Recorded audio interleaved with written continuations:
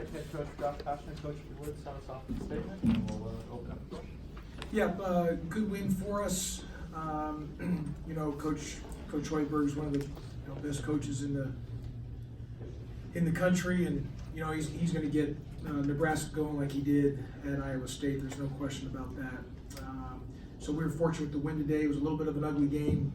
You know, obviously our identity is our defense. We defended well, played good D, and you know, biggest thing is we had 16 turnovers. Now Khalid and Michael DeVoe combined with 10. We gotta be better in that area. But we found a way to get a win, and we won through our defense. That's who we are, and there's just going to be some rough patches offensively, as we all know, until Jose gets back. That's just kind of the deal. It's just going to be a grind out type of session with these games until Jose gets back, and we'll have a little more better continuity and flow. But you know, hey, bottom line's a win's a win, and every game guys have, you know, they've fought, they've competed, they've scrapped, they've played hard for us every possession defensively, and that's what we can control, and that's who we've got to be. I was really proud. 2 games now, Bub. I think he's played about 68 minutes. Hasn't had a turnover the last 68 minutes, so that's a great sign there. Moses right at 3 blocks today. So you know, it was a good win, and like I said, Nebraska's a good team, and they're well coached. You know, Coach Hoiberg, you know, like I said, he's one of the best coaches in the country. So that was a good win for Georgia Tech.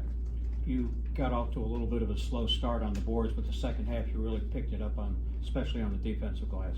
Yeah, we were better in the second half, and I thought the first half we had some opportunities. We just missed a lot of short shots, missed some layups around there, and just didn't get it done type thing. And so you got to, and that's a credit to Nebraska. But we eventually settled in and made some shots, and we got down 26-22, but then we ended the half the right way, up 4 going into half, and then we kind of we came out the second half and played well, and was able to get a little breathing room and got a little lead there, and was able to take it home for the end. Is it the best you've played defensively this year, would you say?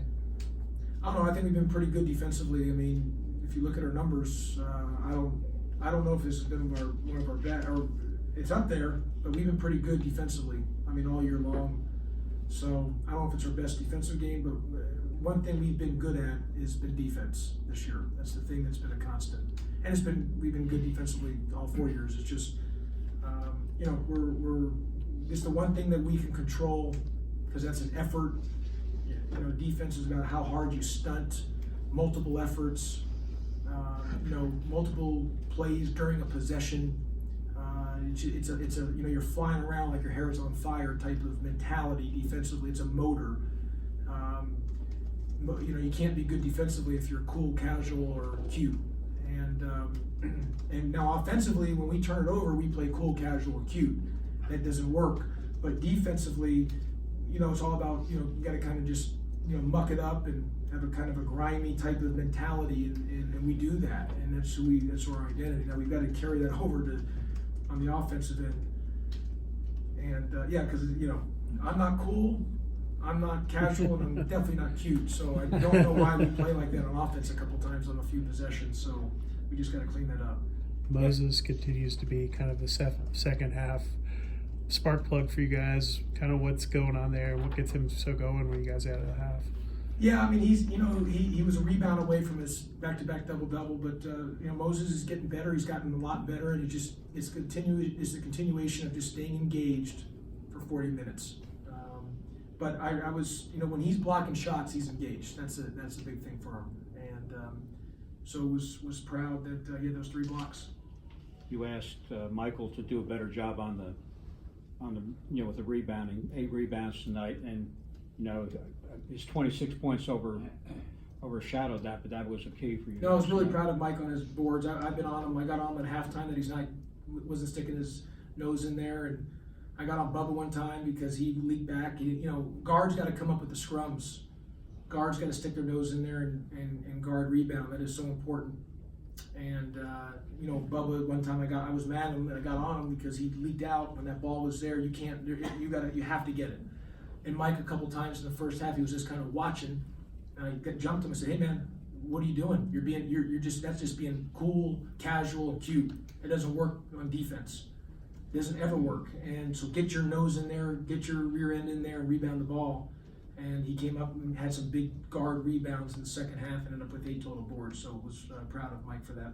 Seems like Evan's basketball IQ in games is improving a lot, and he's giving you a lot of the kind of hard work minutes and giving you some quality depth as you try to bring James off the bench. Evan's been solid. You know, he just gave 8 and 6 today, and you know Evan's going to play hard for you and compete, and you know you can depend on Evan for that.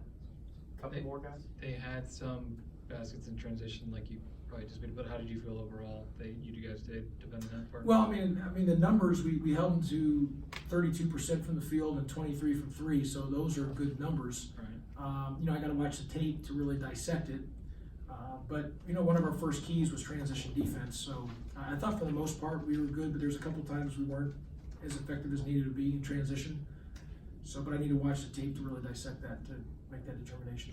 It seemed like the refs kind of let guys play in the first half, and not a lot of free throws just in general for you guys, especially for what you guys typically Nebraska, get. Nebraska, I think they're coming in. They were 7th in the country in teams of least fouling teams, so they don't foul a lot. So I think that was just on kind of they defend without fouling type of deal. The last game, Bethune-Cookman took advantage of coming in from the backside when James came out to block shots. Did you feel you did a better job of working with that? We spent some time in the last 2 days working on trying to clean that up, and we were better on that today. Anything else? And just a reminder, the game is Saturday, December the 7th for Syracuse at noon. It's not on the tickets. It says December the 8th. But please let everyone know it's December the 7th at noon, which is Saturday for Syracuse. It's not Sunday, December the 8th. Saturday, December the 7th at noon. For everybody, just to make sure we get that out for people so they know to come to the game Saturday, December the 7th at noon, not the 8th. Okay? All right, thanks. Thanks, Josh.